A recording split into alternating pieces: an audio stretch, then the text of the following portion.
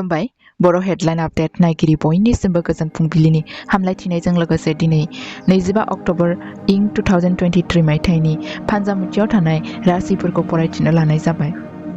कर्कट राशि, नोंथांनि थाखाय दिनैनि दिना मोजां।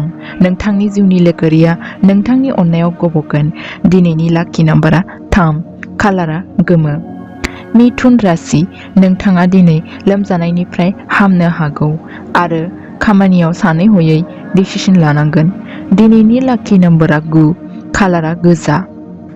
वृश्चिक राशि, नोंथांनि फालांगियाव दिनै गोबां मुलाम्फा जानो हागौ। सानै हयै रांखौ बाहायनांगोन। दिनैनि जायखिजाया लाकी नम्बरा जागोन 2, कालारा जागोन सिलभार आरो गुफुर। मेष राशि, गोबां समनि लोगोखौ दिनै लोगो मोननो हागोन। रांखान्थियाव खहा जानो हागौ। बाहेरा मानसिफोरा मोजां मोनलायनायनि गेजेराव फाराग सोमजिहोनो हागौ। दिनैनि लाकी नम्बरा 3, कालारा गोमो। वृश्चिक राशि, नोंथांनि साना बारा मोजां नङा। नोंथांनि माबा मोनसे गोमानो हागौ। खेल लाना सोलिनांगोन। दिनैनि लाकी नम्बरा 4, कालारा ब्राउन आरो ग्रे।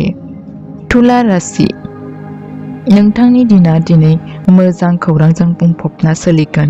देहाखौ जोथोन लाखिनांगोन। दिनैनि लाकी नम्बरा 3, कालारा गोमो। कन्या राशि, नोंथांनि सिमांफोरा जाफुंनाय लामायाव। बेसेबांबा गोबाव साननि उनाव दिनै बिसि-फिसायनि गेजेराव अनलायनाय फैगोन। दिनैनि लाकी नम्बरा 9, कालारा गोजा। सिंह राशि, दिनै दिननि जागायजेननाय समावनो नोंथाङा माबा खोमानांनो हागौ। लामा हान्थिनायफोराव मोजां खेल खालामनांगोन। दिनैनि लाकी नम्बरा 2, कालारा सिलभार आरो गुफुर। मीन राशि, माबा मोनसे गोनांथार जाहोननि थाखाय नोंथांनि साननायफोरा फेलें जागोन। मोजां मोनलायनायजों माबा मोनसे मोजां जालायलायबा अनलायनाय बांगोन। दिनैनि लाकी नम्बरा 6, कालारा पिंक। कुम्भ राशि, रां गोमानायनि जाथावना दं। मोजां खेल खालामनांगोन। गोबां नेगेटिभ साननायफोर सोमजिनो हागौ। दिनैनि लाकी नम्बरा 8, कालारा गोसोम आरो ब्लु। मकर राशि, दिनैनि दिना मोजां खौरांजों जागायगोन।